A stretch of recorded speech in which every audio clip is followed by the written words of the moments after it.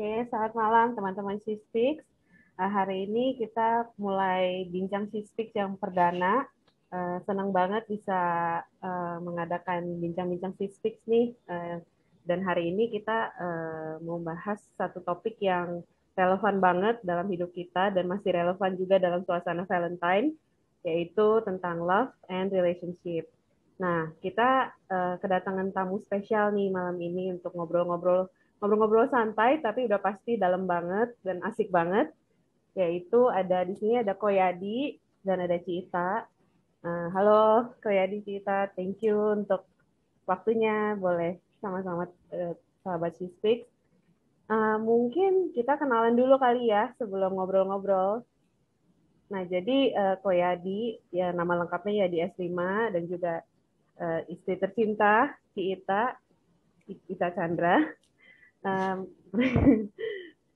Mereka adalah pasangan yang sangat-sangat kebetulan juga aku kenal udah lumayan lama karena dulu Koyadi juga pembina pemuda aku ya di GRI Pondok Indah. Terus, waktu itu juga masih pacaran ya Ci waktu di GRI Pondok Indah. Udah menikah.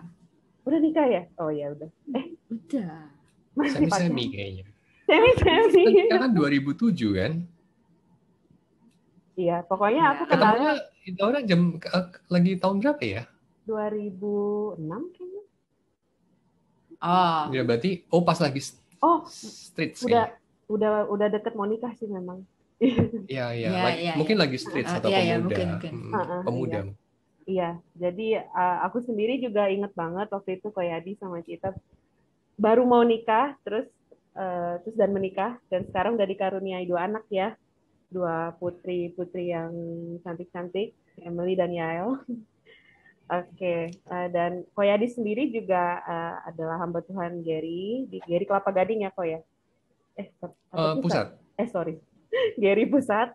Dan juga Cita juga di Kelapa Gading ada pelayanan dengan KTB cewek-cewek ya, KTB pemuda ya. Ya. Mantap. Koyadi juga dosen di STTRI, terus juga guru di SKC ya Koya.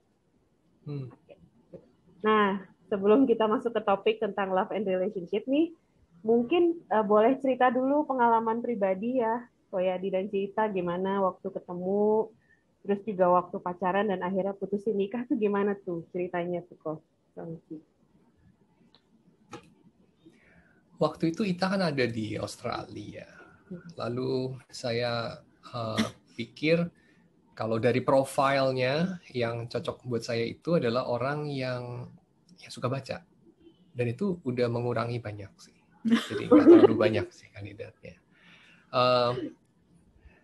Lalu selain daripada yang cocok buat gua, juga dianya merasa gua cocok buat dia kan. Jadi selain gue suka sama dia, tentu juga dia suka sama gue kan. Karena kalau nggak terjadi dua-duanya ya nggak bisa jadian. Tapi masalahnya beda benua nih. Jadi gue mulai mendoakan, gue pikir kalau memang kehendak Tuhan, berarti ya memang kitanya mesti ada di satu lokasi geografis lah ya sama gue ya. Dan gue nggak bilang-bilang lah ke Ita. Juga waktu itu juga kita belum pacaran. Belum bilang-bilang. Masa gue bilang-bilang kan? Gue nggak bilang-bilang. Tapi ya happen to be Itanya pindah. Dan sebagai Calvinis gue akan bilang itu kehendak Tuhan. Kedaulatan Tuhan. Iya. Jadi ya di follow up lah. Begitu. Jadi ya di PDKT lah orangnya. Begitulah. Terus Cita waktu di PDKT gimana tuh Ci? Kok mau sih? Iya loh, awalnya waktu pertama kali ketemu juga kayaknya unreliable nih orangnya, sering nyasar gitu kan. Jadi kesannya nih kayaknya kurang oke gitu kan. Oh gitu ya ampun, aku nggak nyangka loh. Iya, tapi terus ya lama-lama kan ini ya kenal, terus sering kontak juga. Waktu dia PDKT ya oke lah, aku ngerasa nyambung gitu. Terus aku nggak banyak pergumulan juga sih kayak apa ya, cuman rasa kayak sama Koyat rasanya bisa hidupnya damai dan tentram gitu, nggak banyak ini apa konflik juga ya. Nggak tahu sih ya, so kayak apa namanya, ngobrolnya itu juga lancar. Buat aku ya itu penting gitu ya. Terus in retrospect juga dia tuh nggak pernah marah gitu. Nggak kepancing emosinya ya. Aku itu kan orangnya emosional gitu ya, gampang bereaksi. Sedangkan dia enggak gitu. Itu faktor yang besar banget sih buat aku ya. Jadi apa namanya, waktu dia propose ya udah, enggak oke lah gitu. Kayaknya. Stoik. Iya. Soalnya Jidat pernah kebentur waktu bayi. Jadi emosinya tuh. Ada brain damage sedikit. Pas di bagian itu. Di frontal lobe-nya gitu ya. Jadi kalau apa namanya, jadi bisa mengimbangi lah, jadi nggak berantem gitu loh ujungnya gitu. Iya, ada aspek saling itu ya, mengimbangi tadi itu ya yang. Nah kalau gitu pertanyaannya, kira-kira apa sih yang seorang cowok itu expect dari cewek dan cewek juga expect dari cowok kalau memang mau untuk melanjutkan ke hubungan yang serius gitu? Kalau gua ya pikir cewek atau cowok itu sama ya, orang. Dan mereka itu punya kewajiban yang jadi orang. Dan mereka itu kalau mau menjalin relasi ya harus jadi dirinya sendiri. So, gue expect orang yang jadi dirinya sendiri dan orang yang expect gue bisa jadi diri gue. Gitu. Jadi sebuah relasi yang sehat gue pikir adalah relasi di mana because you are you and because I am I. Seperti Miguel de Montaigne bilang. Itu aja sih. Dan gue pikir sama Ita, oke lah, itu doable. Kalau si Ita gimana sih? Aku juga nggak ada ekspektasi terlalu banyak sih ya. Maksudnya dari dulu soal cari pacar tuh nggak ada ekspektasi sampai bagaimana. Yang penting dia respectful ya sama kita ya, sincere, ya, irresponsible ya, manusia yang dewasa lah gitu ya, yang apa bisa being responsible dengan dirinya sendiri, terus bisa responsible juga sama keluarga ya, kayak gitu aja sih, nggak ada ekspektasi sampai bagaimana gitu ya. Soal komunikasi lancar, maksudnya kayak apa ya, ya kayak Koya tadi bilang apa, bisa jadi diri sendiri dan membiarkan orang lain juga jadi dirinya sendiri. I think that's fine gitu. Itu udah oke banget. Nah, mengenai jadi diri sendiri nih, pengen gali sedikit ya. Kalau misalnya tuh kita menjadi diri sendirinya itu malah jadi toksik misalnya, karena kita membiarkan sifat-sifat jelek kita, kayak udah gue nggak peduli, pokoknya lo harus terima gue, misalnya gitu ya.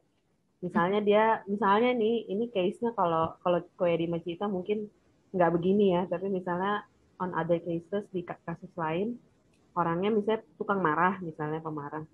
Oh iya, kalau memang lu mau sama gue ya gue begini gitu. Gue jadi diri gue ya, gue yang marah gitu misalnya. Nah itu pendapat kayak dia Macita gimana kira-kira? Sekarang lu dulu tak coba. Oke.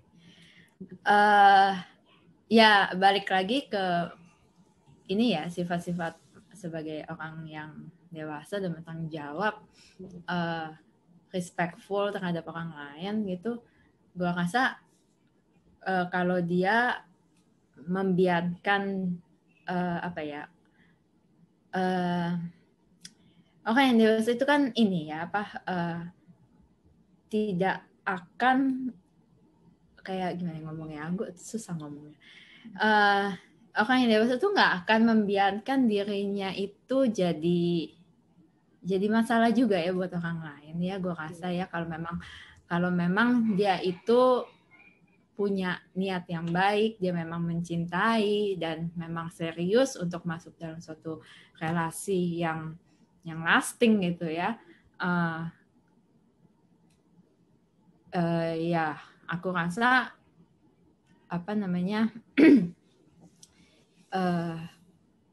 perbuatan yang seperti itu sih nggak akan ada lah mestinya ya. Itu selfish lah ya, dia bukan sifat orang yang dewasa dan secure dengan dirinya gitu.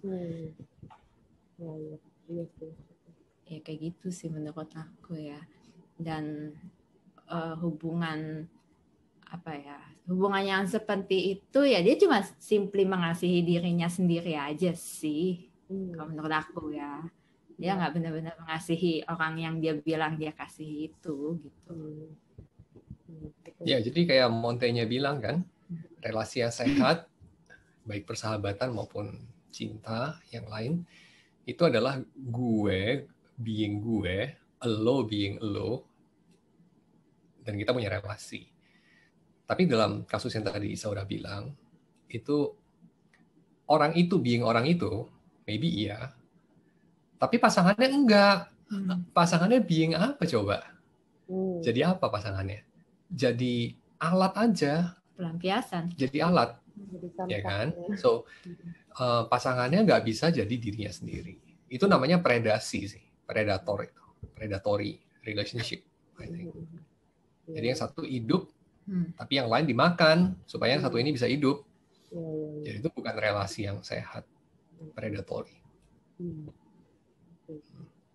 Terus kalau gitu kira-kira tuh apa yang biasanya tuh jadi, kalau menurut pengamatan Koyadi sama si Ita nih, apa sih yang biasanya jadi kesalahan orang tuh ketika mau masuk dalam satu relationship cinta itu ya gitu. Maksudnya yang entah itu salah cara pandangnya atau apa, itu kira-kira apa tuh menurut Koyadi sama si Ita? Kesalahan-kesalahan yang kalian amati gitu dari relationship. Yang umum ya? Iya, Bon. Mungkin mengenali orang kalau dari gue ya. Mengenali orang dengan wishful thinking. Kenapa? Karena ini agak mirip sama orang beli barang, Zau. Orang beli barang lalu dapat barang jelek, dapat barang yang palsu, atau dapat kirim uang kepada penipu. Kayak kasus beberapa waktu lampau kan pernah terjadi yang dibekuk polisi itu kan. Ada sekelompok penipu bisa menipu sampai beberapa ratus miliar ya kalau tidak salah ya. Beberapa puluh miliar atau bagaimana gitu. Berapa ratus juta atau gimana. Saya lupa. Jadi dia buka sebuah toko online yang orang itu kirim uang lalu just simply nggak dikirim barang ya, modus yang klasik. Modus yang sangat klasik. Tapi kok bisa ada orang yang kirim uangnya? Simple kan jawabannya, karena dia sendiri punya keinginan yang tidak realistis. Dan dalam hal ini menurut gue, if it is too good to be true, then it is not true, gitu aja.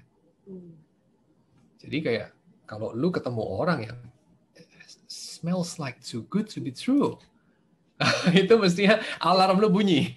Kalau alarm lu nggak bunyi, itu lu ada sesuatu. Berarti lu punya satu kebutuhan yang mungkin selama ini tidak terpenuhi. Makanya alarm lu nggak bunyi. Itu too good to be true tuh semacam maksudnya itu. Kayak terlalu gimana tuh kalau dalam prakteknya? Terlalu sempurna. Oh gitu ya. Terlalu Mr. Perfect banget, terlalu Mrs. Perfect banget. Gitu aja sih. Kayak nggak Mr. real Perfect gitu banget ya. itu kayak nggak ada manusia kayak gitu kan. Iya. Itu dari gua ya. Jadi mengenali orang yang salah karena kita punya mata buta atau kita punya perut terlalu lapar gitu, atau kita punya hati dalam hal ini ya, terlalu lapar gitu. Kalau orang terlalu lapar, dia ya jadi judgement-nya nggak jernih. Siapa aja bisa gitu ya, gue juga bisa gitu, lu juga bisa gitu, kita juga bisa gitu, semua orang lah bisa gitu. Kan gitu. Jadi melihat orang itu, mengenali si orang ini tuh maksudnya kayak udah ada kacamata bias bias Betul. merah muda yang naif gitu kali ya. Exactly. Atau memproyeksikan atau mungkin dia memproyeksikan dia punya ini sendiri gitu, apa sih? Ideal personnya tuh yang kayak gini, terus dia proyekin ke orang yang dia lagi mau berelasi gitu ya. Betul. Gitu. Kalau Cita sendiri gimana sih pendapatnya? Ya mungkin sehubungan dengan itu juga lebih ke arah ini kali ya, mencintai perasaan cinta itu sendiri kali ya. Mencintai perasaan itu cinta itu sendiri. Jadi dia sebenarnya nggak betul-betul kayak pengen establish relation yang dalam dengan orang tersebut, tapi lebih kayak mungkin euforia gitu ya dengan perasaan cintanya itu gitu. Nah, jadi yang orang suka bilang gue udah gak cinta lagi sama lo after all this time gitu ya. Ya mungkin karena sebenarnya bukan mencintai orang ya, tapi dia mencintai perasaan cintanya itu. Mencintai gitu. Mungkin sensasinya. Kayak ada yang perhatiin, ada yang kasih good night honey gitu-gitu. Gitu ya. Benefitsnya, bukan mengasihi the people, him the person herself. The person. Oke. Iya. Wah, ini perlu pemikiran yang cukup dalam. Perlu direnungkan lebih banyak lagi nih. Ada nggak ya kesalahan? Ada lagi nggak yang kira-kira Koyadi sama Cita kepikiran tentang itu ya? Maksudnya kesalahan atau kayak salah pendekatannya gitu ya? Iya. Mungkin ini ya, menutup diri terhadap pihak-pihak lain dan membuka diri hanya terhadap si orang yang dia tertarik itu. Jadi semacam dia itu menutup telinga sama sekali terhadap pendapat, khususnya pendapat yang berbeda dari judgement dia. Misalnya dari orang tua, dari teman-teman, dari macam-macam saudara-saudara ya yang selama ini sudah kenal dia lebih dulu gitu. Ya. Nah kadang-kadang orang itu kan kalau sudah jatuh cinta, kadang-kadang nggak selalu sih, cuman kadang-kadang bisa terjadi dia itu ingin membenarkan apa yang dia sudah lakukan, yaitu pacaran atau menikah dengan seseorang, pacaran lah khususnya pacaran. Jadi dia akhirnya ketika orang lain mengajukan pendapat yang berseberangan, dia langsung bilang enggak kayak gitu, terus dia defend banget gitu, defend banget, karena dia merasa kayak semua orang nggak ngerti saya gitu. Nah itu biasanya kesalahan umum sih ya. Padahal kayak itu obvious banget buat orang lain, tapi buat dirinya sendiri tuh nggak obvious sama sekali gitu. Kayak orang lain bilang, lu tuh jelas ditipu, ya mana mungkin ada iPhone harganya 11 juta misalnya gitu ya. Tapi dia kayak enggak mungkin, ini lagi bakar duit gitu. Terus dia kirim uangnya gitu. Terus ternyata ditipu. Ya itu obvious banget lah. Cuman you want it to be true gitu. You want it to be true, then ya too bad. Hidup nggak berjalan seperti itu. Ya. Jadi it doesn't work this way. Hidup itu kayak mengisolate diri sendiri. Betul. Dari dunia luar. Pokoknya gue ngeliatnya begini ya udah gitu, kayak nggak mau diganggu gugat lagi persepsinya. Itu red flag banget kalau pasangan lu kayak begitu gitu, kayak mengisolating lu dari teman-teman lu misalnya gitu ya. Itu red flag banget. Karena itu modus yang udah basi sebetulnya, tapi nggak basi itu, bukan udah basi ya. Masih cukup ampuh. Kita bisa bilang apa, klasik itu udah jadi kanon ya, udah klasik. Karena ampuh banget itu, works all the time. Works all the time. Tapi ya of course kita sebagai orang ya, sebagai manusia yang bijaksana, kita harus tahu itu apa yang works all the time untuk semacam menjerat kita gitu. Iya. Ya mungkin bisa dibilang juga kitanya sendiri juga harus self awareness-nya tinggi juga ya. Soalnya maksudnya kayak tadi kan Koyadi juga, aku sedikit keinget tadi Koyadi udah ngomong kalau kita tuh hatinya terlalu lapar, kosong gitu, ya kita cenderung jatuh ke arah situ. Tapi masalahnya kalau aku lihat gitu ya banyak yang nggak nyadar sih kalau emang dirinya sekosong itu. Jadi Ya. kayak langsung pokoknya jump into relationship tanpa tanpa kayak apa ya?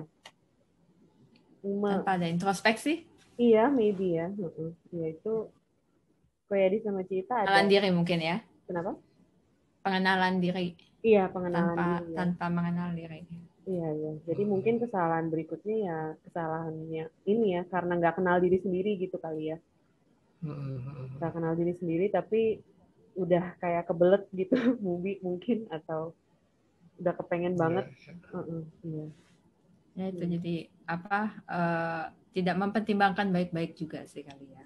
Iya. Just mengikuti arus aja gitu. Iya.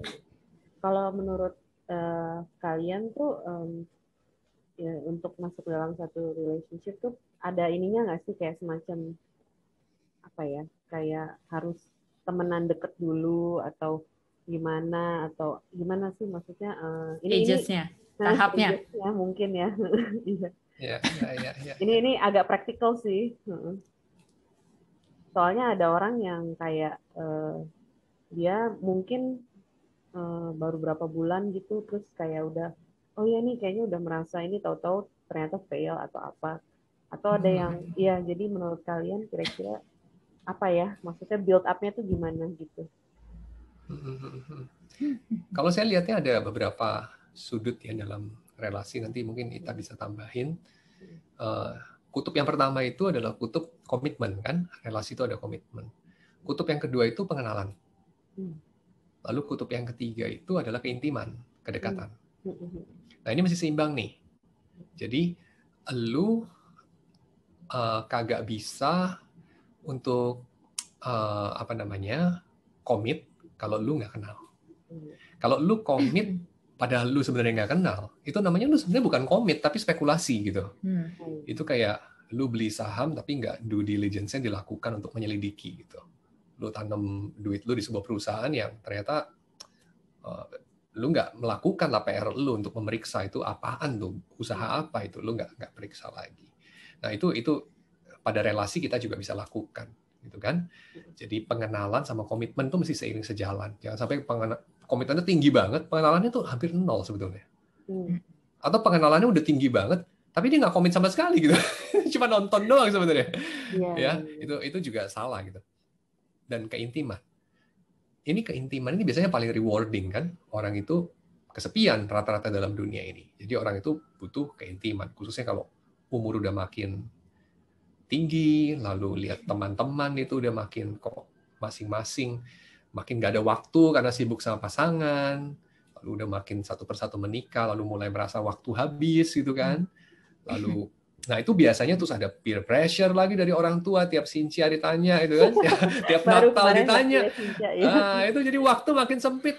Nah itu biasanya tuh sudah mulai panik, lalu mulai ya kalau ada orang memberikan reward itu ya, keintiman, ada yang mau sama gue gitu, itu jadi terus kayak langsung dia jump kepada komitmen, tapi sepihak sebetulnya, dan dia tidak tahu itu orang itu siapa kok dia komit sama orang itu. Nah itu saya kira ini tiga ini mesti seimbang lah. Jadi kalau lu mau cebur dalam komitmen, tindakan yang butuh committed sesuatu, lu tanya sama diri lu sendiri, lu kenal nggak sama orang ini? Yang kedua, kalau lu mau intim sama seseorang, karena itu the rewarding part, lu mesti tanya, ada komitmen nggak? Komitmennya udah sejauh mana sih? Karena kalau keintiman tanpa komitmen itu nanti ujung-ujungnya akan kita merasa diri bodoh, kita merasa diri dizolimi, kita merasa diri juga kayak ada rahasia yang memalukan yang kita nggak mau orang lain tahu, tapi kita sendiri yang tahu, lalu kita menghina diri kita. Itu ini banget sih, hurting banget lah ya. Itu hurting banget lah. Kalau lu punya keintiman tapi nggak ada komitmen gitu. Dan seterusnya. Itu tiga itu siklus gitu. Dan seharusnya kalau spiralnya makin gede dari tiga kutub itu, sebuah relasi makin kuat gitu. Nggak bisa jomplang ya. Ya, gitu. Kita ada mau tambahin sesuatu? Kayaknya udah komprehensif ya. Ngarang lagi dong kayak keempat. Mau tambahin aspek keempat, kelima mungkin. Nanti yang mendengar kesian, kayak banyak yang mesti dihafalin. Iya. Enggak lah. Kalau Ya, dari oke lah ya, maksudnya kayak apa sih namanya? Lu mesti benar-benar kenal sih yang itu tahap pertama yang lu mesti lakukan lah gitu. Sebelum lu jump into commitment ya, apalagi kita perempuan itu makhluk yang apa ya, perlu afeksi banyak gitu. Jadi jangan sampai apa namanya, kita jam dalam relationship itu tidak ada pengenalan yang benar-benar gitu. Langsung komitmen, langsung masuk dalam keintimannya, itu merugikan gitu. Kayak gitu. Nah, itu. Kalau gitu kita ke next question nih, pertanyaan berikutnya nih. Kan ada maksudnya perasaan cinta itu kan bisa macam-macam ya, bisa itu ada istilah yang aku pernah dengar tuh infatuation, maksudnya kayak semacam tergila-gila gitu ya. Tapi ada juga perasaan cinta yang ya seperti tadi Koya cerita juga ada singgung, yang udah committed, udah mateng gitu istilahnya ya. Nah, menurut kalian tuh apa sih yang membedakan cinta yang sebenarnya tuh itu hanya kayak euforia itu yang menggebu-gebu kesannya tapi agak sedikit dasarnya kurang kokoh, sama yang udah kokoh gitu? Atau bisa kasih contoh juga mungkin kayak gimana? Yang infatuated ya, yang mungkin nggak pernah ngerasain kali ya, saking seperti aku dan benangku mungkin. saking udah mantepnya. Infatuated yang ya mungkin yang itu kali ya, yang mencintai perasaan cinta itu ya, jadi kayak getting high with it gitu, high with the feeling of love, tapi not really, nggak benar-benar komit sama orang ya gitu. Jadi yang semuanya about your feeling lah gitu ya, about your feeling. Kalau lu feeling good, ya itu udah tujuan lu feeling good gitu. Tapi begitu lu menghadapi realita yang mungkin sedikit susah atau apa dalam relasi, perasaan itu gampang surut lah gitu ya. Oke. Jadi infatuation yang seperti itu ya. Jadi apa namanya, komitmennya itu nggak ada lah kali ya sebetulnya ya kalau dalam infatuation gitu ya. Jadi, seperti komitmen seorang pemabuk dengan alkoholnya. Ya, getting high with that aja gitu. Pemabuk itu ini nggak sih committed nggak untuk menjalankan ritual dia minum? Mungkin bukan committed, tapi karena udah terlanjur addicted, jadi kayak apa ya? Gimana jelasinnya ya? Coba kok gimana kok? Elaborate. Itu bukan committed kan? Itu adalah enslavement. Iya. Perbudakan. Jadi seperti orang yang rajin berdosa, dia itu bukan committed untuk berdosa toh, dia tidak bisa tidak. Nah, saya kira infatuation yang just for the sake of infatuation, saya bukan bilang bahwa dalam sebuah relasi tidak boleh ada passion ya. Of course, passion itu yang menghangatkan, yang membakar, yang fueling life. Tapi kalau itu menjadi tujuan bagi dirinya sendiri, infatuation itu, ya kita harap tahu aja bahwa infatuation itu pasti berakhir sih. Pasti berakhir sebelum hubungannya berakhir gitu. Jadi kalau berakhirnya waktu hidup kita berakhir ya masih oke gitu ya. Tapi berakhirnya itu pasti sebelum hidup kita berakhir gitu. Sebelum relasinya berakhir. Akan berakhir dalam waktu singkat sih sebenarnya. Karena capek kan, infatuated terus itu capek. Kayak orang high terus ya capek gitu. Jadi ya memang secara natural pasti itu turun gitu. Dan itu sesuatu yang kalau orang itu committed dalam tanda kutip atau mencari-cari, infatuation itu saja ya, pengalaman seperti itu ya akhirnya destined to ya inilah to fail gitu. Dan itu yang namanya cintanya udah nggak ada, terus yuk kita cerai aja gitu setelah 2 tahun. Itu kayak predicted banget lah, predicted banget. Sejak awal pun sudah bisa diprediksi. Gitu. Kalau sampai cerai itu tuh ya memang berarti ya proses pacarannya juga ada something yang lacking atau ini gitu. Ada semacam ada stage yang kelewat gitu kali ya, bisa dibilang semacam gitu. Walaupun saya nggak bilang selalu ya, saya nggak bilang selalu. Okay. Iya sih, iya kadang-kadang saya dinamika kalau udah nikah tuh marriage dynamics-nya udah beda lagi ya. Ya. Ya, pergumulannya unik lah setiap pasangan. Setiap orang kan bisa lain-lain sekali. Jadi saya nggak dalam posisi untuk kasih judgement tiap kali ada peristiwa seperti itu terjadi pasti salah dalam pacarannya ya. Pasti saya nggak akan bilang begitulah. Karena realitanya jauh lebih kompleks lah. Iya. Nah, kayak kita udah ngitung baik-baik sebuah bangunan, tetap bukan berarti bangunannya nggak bisa roboh kan. Gitu. Tapi kalau nggak dihitung baik-baik itu bangunan ya chances robohnya lebih besar lah semacam itu. Tapi bukan berarti setiap kali bangunan roboh pasti ngitungnya nggak benar, nggak tentu juga.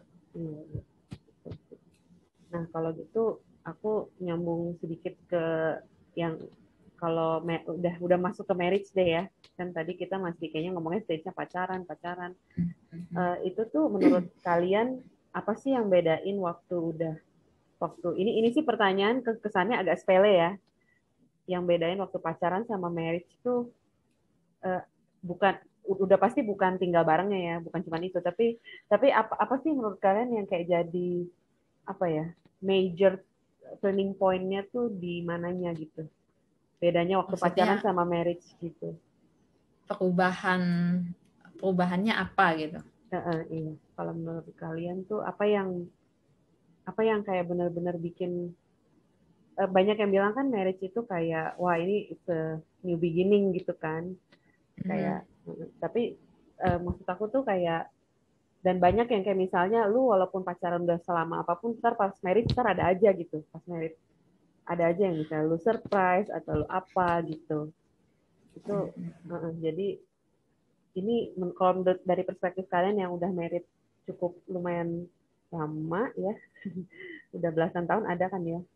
Itu iya, kira-kira ada nggak sedikit kepikiran tentang itu? Ya, gue rasa lebih ke arah tinggal bareng ya sih, Zau.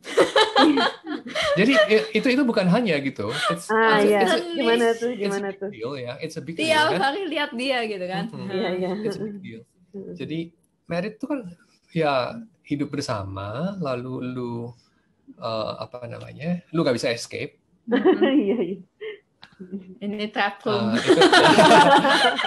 Itu kan covenant ya, seumur hidup. Kontraknya nggak bisa expired gitu. Expired itu waktu lu mati. Ya, itulah bedanya. Gue rasa kalau pacaran lu putus, orang simpati sama lu. Kalau married lu cerai, orang kayak kurang simpati sama lu gitu. Iya, kayak langsung kurang simpati lah gitu. Cenderung menghakimi malah kan. Jadi itu ya membedakan ya.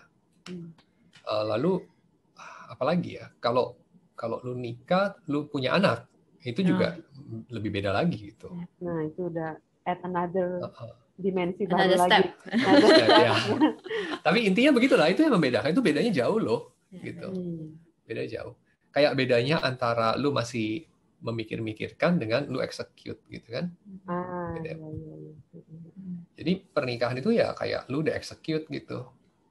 Lu udah bakar jembatannya. Ya, udah nggak bisa mundur lah. Duitnya udah lu transfer, beli tiket pesawatnya. Lu udah duduk di pesawat. Kan udah lain gitu. Lu duduk di pesawat ya udah menuju ke sebuah tempat. Iya. Kan nggak mungkin tiba-tiba buka pintu. Buka pintu, cancel gitu. Gue turun sini aja, nggak bisa. Lu udah duduk di situ. Iya. Sampai nyampe. Nah, kalau menurut si Ita yang bisa yang bikin bertahan apa sih? Maksudnya? Ya, Walaupun bikin di betah. tengah-tengah, walaupun kan pesawat juga pasti turbulen kan. Ya. Ya, kalau aku sama Koyat ya, buat aku yang paling faktor utamanya kenapa bisa bertahan ya karena dari awal pacaran sampai hari ini kita married, kita tetap sama lah gitu. Jadi nggak terlalu banyak berubah yang ya pasti ada perubahan ya, tapi aku ngelihatnya lebih baik gitu. Dan mengenai pribadi kita sendiri, sebagian besar itu kita udah resolve dari sejak pacaran gitu. Jadi waktu kita menikah udah nggak terlalu banyak yang harus di-adjust gitu. Jadi adjustment kita lebih banyak waktu pacaran gitu. Nah, ya memang ada hal-hal yang masih jadi pergumulan dan sebagainya, tapi so far selama 14 tahun ini aku nggak ngerasa itu major banget sih. Jadi ya kurang lebih kelihatan lah memang begitu dari awal. Stabil sekali pesawatnya, nggak banyak gangguan cuaca, nggak ngelewat awan cumulonimbus apa gitu, kayaknya nggak ada.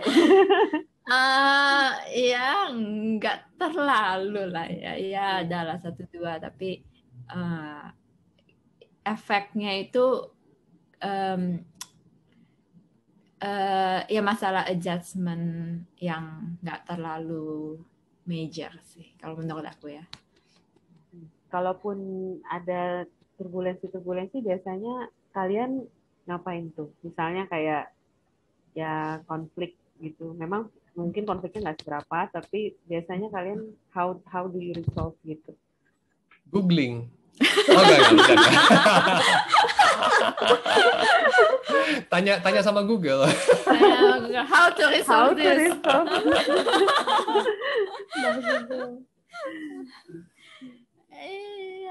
Ngomongin ya. Jadi diobrolin aja. Diobrolin ya. Gitu. Diobrolin. Pernikahan tuh dibangun di atas dasar pertengkaran. Oh.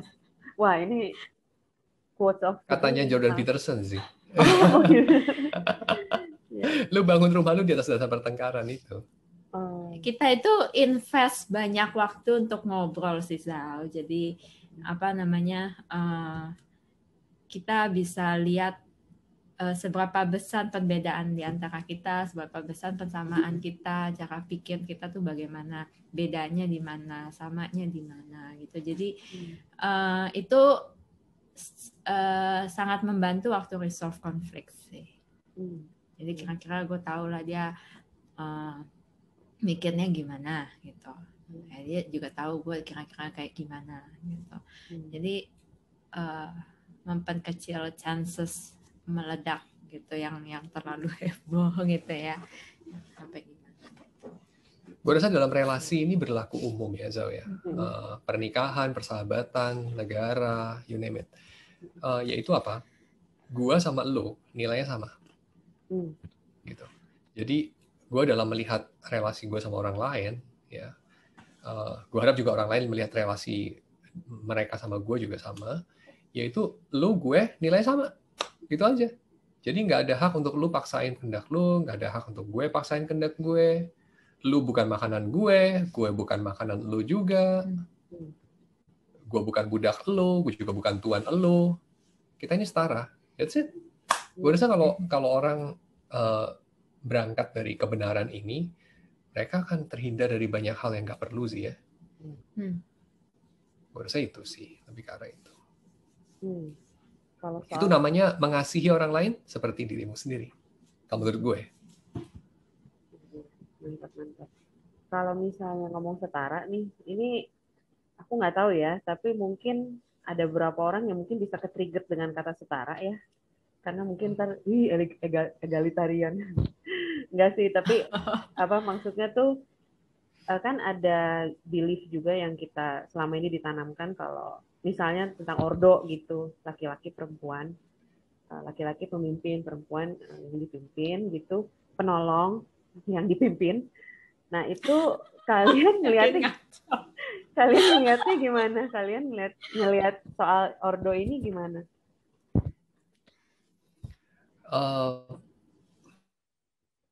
Kalau gue ya lihatnya, pemimpin itu bukan penguasa sih, gitu aja sih, simple. Pemimpin itu yang diminta Paulus kepada jemaat Efesus gitu kan, Kolose, itu kan seperti Yesus kepada gereja. Yesus tuh bosi nggak sih sama gereja? Itu aja sih. Jadi ya suami sama istri tuh kayak Yesus sama gereja aja.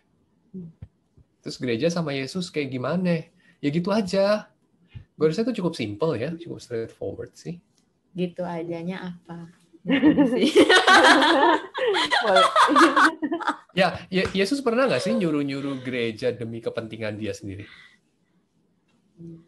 Kayak suruh dia jilatin kakinya gitu? Nggak pernah kan? Karena Yesus juga nggak butuh itu. Jadi lording over itu nggak ada kayak gitu. Simple as that, I think. Yang ada malah Yesus mencuci kaki Petrus misalnya. Itu ordo loh. Yang memimpin yang ya melayani gitu ya. Semacam begitu. Nah, kalau dari perspektif Ita sebagai cewek gimana sih? Sebagai perempuan? Soal setara ya, itu kata-kata yang sensi buat perempuan ya. Iya, kita mudah sekali ke-trigger nih. Aduh, setara nggak setara. Hierarki, ordo, waduh, kayaknya apalagi cewek-cewek sekarang.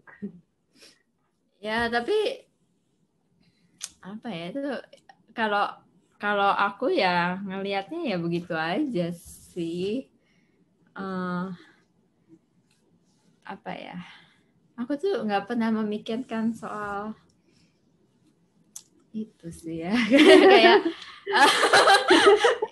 ya tiap pasangan itu dinamikanya lain-lain gitu. Kalau ngomong soal ini ya, soal prakteknya ya, Zal ya. Buktinya itu ya kalau kita ngomong setara ya setara lah gitu.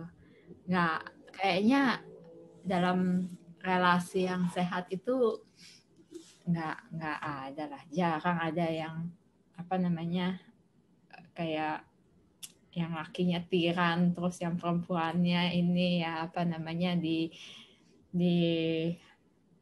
apa namanya kayak ditindas gitu, atau sebaliknya yang perempuannya yang tiran yang lakinya yang ditindas. Ya itu sih emang berarti nggak sehat lah gitu. Dalam relasi yang sehat sih yang kita harap sebagai kesetaraan di mana apa namanya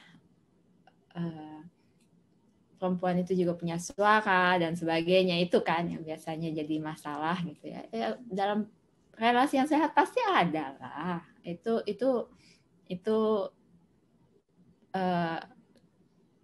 kayaknya apa ya? Kayaknya udah pasti gitu lah. Kalau menurut aku ya dalam prakteknya in reality gitu. Kayaknya begitu gitu. Walaupun ceweknya kesannya dominan banget gitu ya. Tapi kayaknya tetap ada keseimbangan deh sama suaminya misalnya gitu. Atau ini ocehan yang apa ya? Aku rada rambling karena keinget banyak hal gitu. Dan ngomongnya susah. Susah mengungkapkannya. Tapi pokoknya gitu deh. Gitu. Ya, pokoknya gitu deh. Kalau gue rasa gini, Zal. Teori itu bisa rumit gitu. Tapi kalau lu masuk ke pragmatisnya atau lu masuk ke konkretnya, itu nggak serumit itu seringkali. Karena apa ya? Karena pilihannya juga nggak sebanyak itu juga gitu. Dan contohnya ya, kalau kita lihat dalam cerita Alkitab aja lah, di mana itu budaya patriarkal, di mana itu kayak posisinya cowok itu kayak pemilik budak, lalu ceweknya itu budaknya, gitu kan? Sarah itu memanggil Abraham dengan sebutan tuanku. Lu pernah manggil gue tuanku nggak? Enggak sih kok. Yang di Pertuan Agung. Datuk. Ya, itu nggak biblikal. Cuma Sarah, yang lain enggak. Maria nggak panggil Yusuf. Tapi ya, Sarah itu menganjurkan Abraham untuk menghampiri Hagar. Terus Abraham gimana? Ya udah gitu. Iya ya, nurut ya. Which is nggak bagus kan? Tapi poin gue adalah itu cuman teori aja sih seringkali. Pada prakteknya itu jauh lebih beragam. Istrinya Pontius Pilatus itu bisa kasih suara loh kepada suaminya. Dan juga posisi perempuan di Mesir, ya, Cleopatra, dan segala macam. Gue rasa itu kita harus meninjau juga lah praktiknya seperti apa, selain teorinya seperti apa. Gitu. Jadi ketika kita membicarakan teori, sebaiknya kita membicarakan juga konkretnya. Karena konkretnya nggak serumit itulah sebetulnya, dan tidak sekaku itu juga. Ya soalnya ini jadi poin yang sekarang tuh suka dipermasalahkan gitu loh, Zau. Yeah. Kayak orang belum menikah tuh udah berantemnya tuh soal beginian gitu. Padahal dalam prakteknya tuh nggak selalu itu apa ya sesuatu itu ya. Nggak akan terlalu sampai semengerikan yang perempuan pikir atau yang cowok pikir gitu. Iya. Mungkin komitmen yang mesti diperjelas kayaknya. Kalau menurut gue ya, komitmennya mesti diperjelas, yaitu kita ini mau mendirikan rumah yang bebas, bukan rumah di mana ada perbudakan. Jadi suami itu tidak memperbudak istri, orang tua tidak memperbudak anak, anak tidak memperbudak orang tua, istri tidak memperbudak suami. Tapi kita hidup sebagai anak-anak Tuhan yang bebas, yang dibebaskan oleh Yesus. Dan tiap-tiap orang hidup untuk orang lain. Tiap-tiap orang bukan hidup untuk dirinya sendiri saja gitu. Karena itu pun satu perbudakan. Hidup untuk diri sendiri. Itu jalan buntu lah. Itu jalan buntu. Jadi ya, gue rasa begitu. Ya, sisanya nggak terlalu rumit sih sebetulnya. Cuma bukan berarti nggak terlalu sulit ya. Nggak terlalu rumit itu satu hal. Nggak terlalu sulit itu hal yang lain. Karena kesulitan kita kan datangnya bukan dari kerumitan atau kesederhanaan kan. Kesulitan kita datangnya dari kekerasan hati, kebodohan kita, yang membiarkan diri sendiri diperbudak oleh dosa, padahal Kristus sudah membebaskan kita. Kan itu aja sebetulnya. Kalau menurut gue ya. Dan orang itu ya harus jadi orang lah, terlepas dari dia cewek ataupun cowok. Komitmen dia yang paling dasar itu adalah dia jadi orang gitu. Cuman jadi orang yang cowok, jadi orang yang cewek. Begitu aja. Kalau case-nya, berkembang lagi ya. Kalau case-nya tuh kayak misalnya nggak balance juga relasinya. Let's say, contoh, ini nggak harus begini ya, tapi misalnya, aku ambil contohnya cowoknya ya. Cowoknya misalnya malah belum mature misalnya, ceweknya malah mungkin lebih mature, atau lebih secara spiritual udah lebih bertumbuh. Atau ya udah sebaliknya juga pasti ada ya contoh-contoh kayak gitu. Nah itu tuh, gimana ya, maksudnya ini kan ya ini mungkin mundur lagi sebelum nikah ya, apakah hubungan yang nggak balance tuh boleh dilanjutkan, atau ya karena misalnya dengan alasan ntar dia juga bisa lah berubah gitu, let's say kayak gitu, kita mau we want them to grow for the better, tapi nah itu tuh tricky kan maksudnya ya sebenarnya. Tapi nah itu menurut kalian gimana kalau case-nya tuh hubungan yang nggak balance gitu?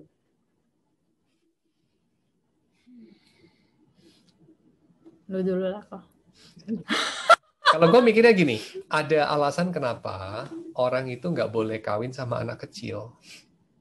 Karena anak kecil belum capable of bikin komitmen. Karena dia itu belum bisa untuk mempertanggungjawabkan perbuatannya, perkataannya, karena dia masih kecil, masih minor. Nah, masalahnya orang itu seringkali sudah lewat dari umur di hadapan hukum dia itu minor, tapi dia itu belum bertumbuh enough, di dalam itu dia masih minor sebetulnya. gitu. Jadi umur udah 30, tapi kelakuannya mentalnya kayak 13 gitu. Nah, yang seperti itu nggak bisa merit sih, kalau menurut gue. Cuman cari masalah aja kalau itu merit. Termasuk kalau pasangannya juga begitu. Anak kecil sama anak kecil tuh nggak boleh merit. Karena merit itu adalah urusan orang dewasa. Dan yang gue bilang ini adalah urusan batinnya atau jiwanya atau hatinya gitu. Karena kadang-kadang umur 30, mentalnya masih 13. Semacam itu. So, ketidakseimbangan. Ya memang mendingan jangan. Gitu, mendingan jangan. Bisa ditunggu dulu gitu ya, misalnya ditunggu dulu sampai dia dewasa, ditantang, tapi masih diadres ya, bukan ditunda, bukan just melarikan diri dari masalah, tapi diadres. Lu tuh masih anak kecil. Ya kalau lu nggak bisa sampai bertumbuh up to a certain level, ya nggak bisa merit lah sebetulnya. Atau ya merit tetap merit, cuman lu tahu ke depannya lu ngadepin apa. Semacam itu. Ya itu sesuatu yang nggak bijaksana dilakukan. Cuman orang kan selalu melakukan hal yang nggak bijaksana juga sih pada prakteknya. Ya nggak apa-apa, life goes on lah. Ya kita make the best of it aja.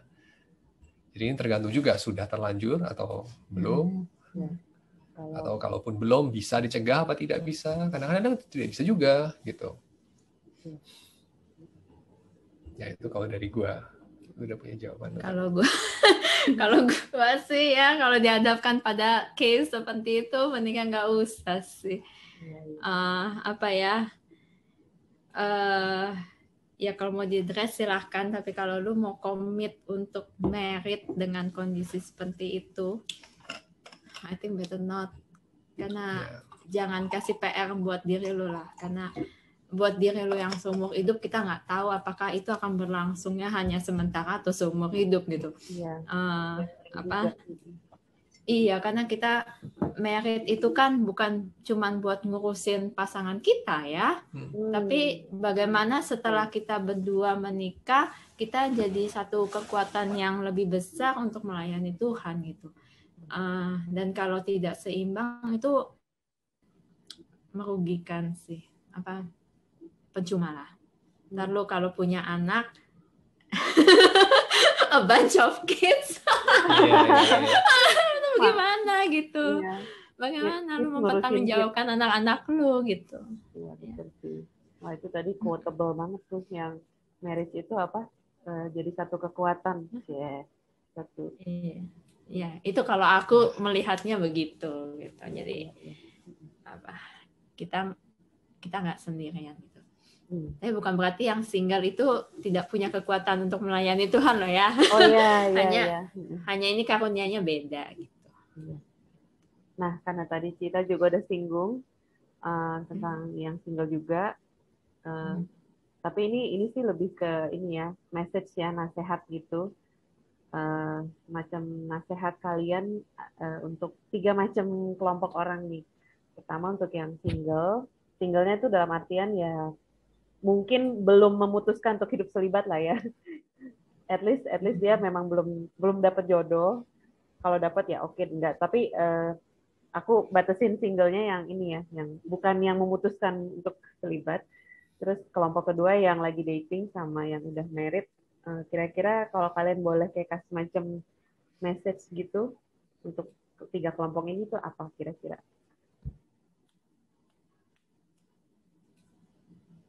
Gue dulu. Kalau gue pikir orang yang masih single seringkali kepengen mengakhiri singlenya. Iya, betul tuh. Karena berharap itu akan lebih baik. Nah, kalau menurut gue sih itu nggak tentu. Itu nggak tentu. Jadi orang yang bisa jadi pacar yang baik itu modalnya adalah dia ketika single jadi single yang baik. Orang tidak jadi single yang bahagia waktu dia pacaran, dia nggak tentu juga lebih bahagia kok. Gitu. Jadi kalau lu bisa jadi single yang happy, yang bisa menjadi berkat bagi orang lain, yang inspiring, nah lu punya modal untuk lu secara berdua sebagai orang yang mempersiapkan menikah itu punya relasi yang sehat. relasi sehat butuh berdua lah ya. It takes two to Tango tango gitu. Yeah. Nah, itu untuk berdasar tango saja butuh 2 orang, apalagi untuk menikah gitu. Sendirian pasti nggak bisa. Demikian pacaran dan seterusnya. Dan kalau orang pacaran, gue rasa satu hal ya, mereka mesti siap untuk putus. Karena pacaran tuh gunanya untuk putus.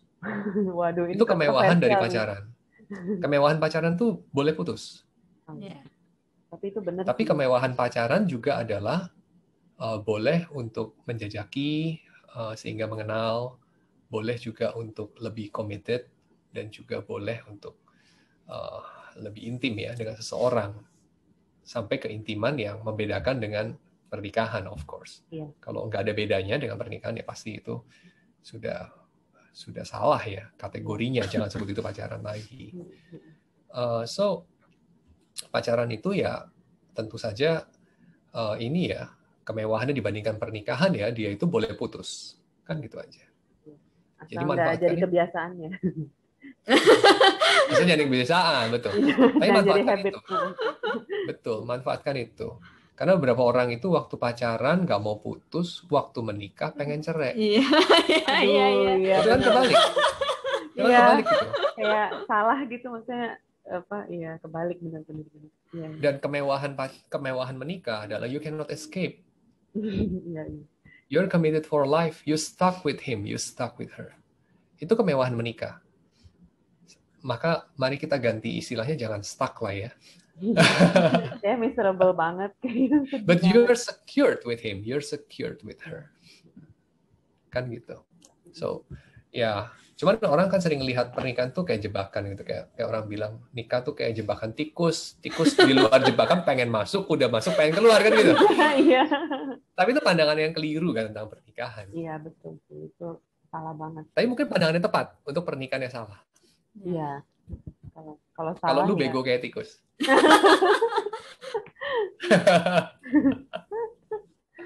Iya, oke. Kalau dari Cita, terutama mungkin dari women perspektif perempuan. Ya, kalau aku sih buat yang single ya nikmati aja lah singleness-nya gitu ya. Everybody yang menikah ataupun nanti yang tetap single itu mulainya dari single gitu. Jadi ya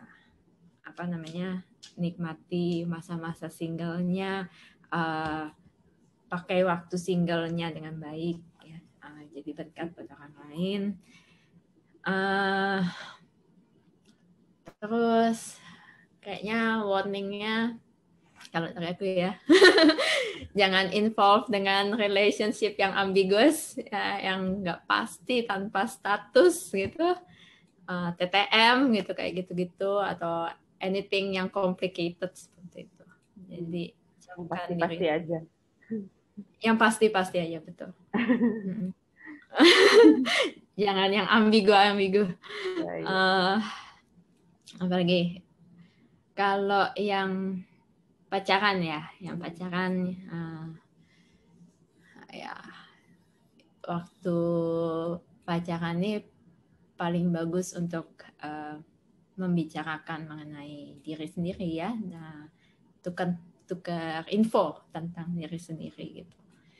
Jadi pakai waktu itu baik-baik supaya nanti waktu menikah kita udah nggak terlalu banyak yang mesti di-adjust gitu. Jadi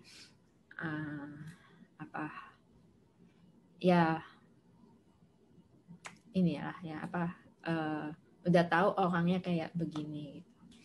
Jadi kita juga lebih siap untuk adjusting gitu ya. Lalu jangan terlalu banyak ekspektasi kali ya. Jangan kelewat banyak ekspektasi. Dan selalu itu ya, pakai rasio sedikit lah, pakai logika gitu ya. Jangan kalau ada tanda-tanda yang kurang baik dari pasangan yang kita mesti address, itu harus di-address gitu, jangan dianggap lalu gitu. Terus buka mata lebar-lebar. Iyalah. Jadi jangan bodoh gitu ya, jangan excusing, itu yang penting sih, jangan excusing. Kalau pasangan kamu melakukan sesuatu yang menyakitkan kamu gitu ya, menghina kamu, merendahkan kamu, lu jangan excuse gitu. Jangan bilang, ya nggak apa-apa lah, mungkin dia kenapa apa something, itu excuse. Lalu buat yang udah menikah ya, apa ya yang buat udah menikah? Terlanjur. Ya, tapi banyak hal yang bisa bikin yang merusak suasana kan ya. Jadi kalau dari pengalamanku sih, yang pertama itu jadikan pasangan kamu itu sebagai yang pertama tahu apapun mengenai kamu. Gitu. Jadi kalau kamu punya masalah, kamu punya pemikiran apa, punya kendala, punya anything happy yang kamu pengen share, jadikan dia orang pertama yang kamu share. Gitu. Dan kalau kamu punya masalah dan kepengen punya second opinion, third opinion, please jangan share dengan lawan jenis. Oh iya. Ya itu kalau dari aku ya, bukannya melarang orang punya teman lawan jenis ya, tapi untuk urusan curhat masalah pasangan gitu, itu dangerous banget kalau kamu curhatnya sama teman yang lawan jenis. Jadi temptation-nya terlalu besar gitu, cost-nya terlalu besar kalau sampai terjadi sesuatu. Jadi I think itu yang aku bisa share ya, yang itu pelajaran yang aku dapat dari orang-orang yang sudah melewatinya gitu ya. Jadi itu membekas banget buat aku. Gitu sih. Okay. Jadi kesimpulannya love and relationship itu can be beautiful asal si you cewek, work on it. Ya, you work on it. Terus juga si cewek maupun cowoknya juga being real and being human ya, maksudnya yang menjadi manusia yang seutuhnya gitu ya, bukan saling makan atau bukan saling manfaatin, bukan saling predasi tadi ya, malah pokoknya jadinya sebenarnya itu relasinya bukan I and thou, bukan aku kamu, tapi aku doang gitu. Ya. Terus juga tadi ada poin juga soal balance ya antara lalu yang penting juga komunikasi ya, kalau lagi masuk pesawatnya agak-agak mulai goyang-goyang dikit, turbulen dikit, yang penting ngobrol, komunikasi, semuanya diobrolin. Ya. Oke. Ada lagi mungkin mau ditambahin atau ada kepikiran sesuatu lagi, Koyadi, si Ita, sebelum kita menutup bincang kita malam ini? Ngomong-ngomong soal menutup, saya kira salah satu hal yang kita suka lupa ya di dalam relasi atau di dalam pernikahan, bahwa pernikahan itu sementara aja. Orang itu menikah sementara. Karena kita itu juga hidup sementara. Dan kita suka lupa itu. Sehingga kita membuang-buang waktu, membuang-buang energi untuk mempertengkarkan hal yang nggak perlu sebetulnya. Kalau kita mengingat bahwa hidup kita itu pendek dan berlalunya buru-buru. Dan banyak hari-hari yang banyak hari-hari yang akan penuh keluhan. So, ketika kita bisa menikmatinya, rayakan itu.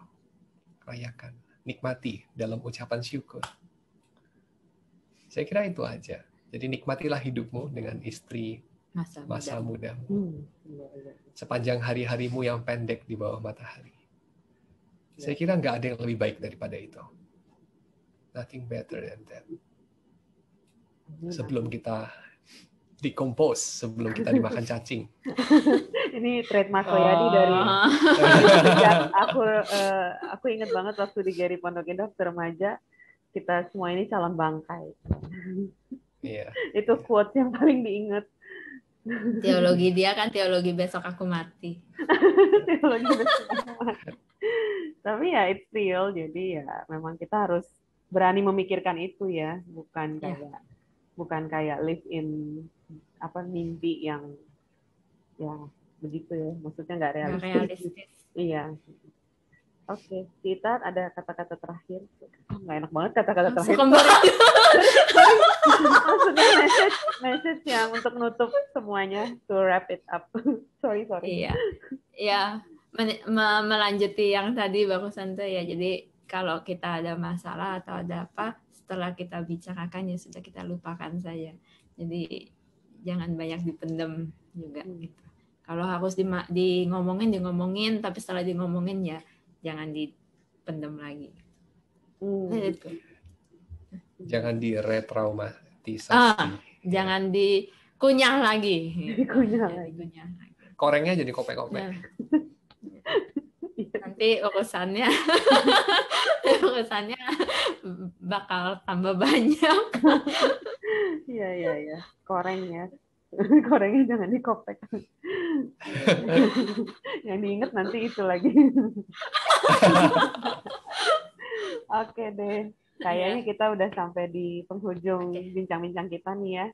Thank you so much untuk Koyadi dan Cita untuk waktunya dan terutama untuk insight-nya. Oke, jadi sampai di sini bincang-bincang kita malam ini. Thank you sekali lagi dan bye Koyadi, Cita. Bye. Thank you. Iya.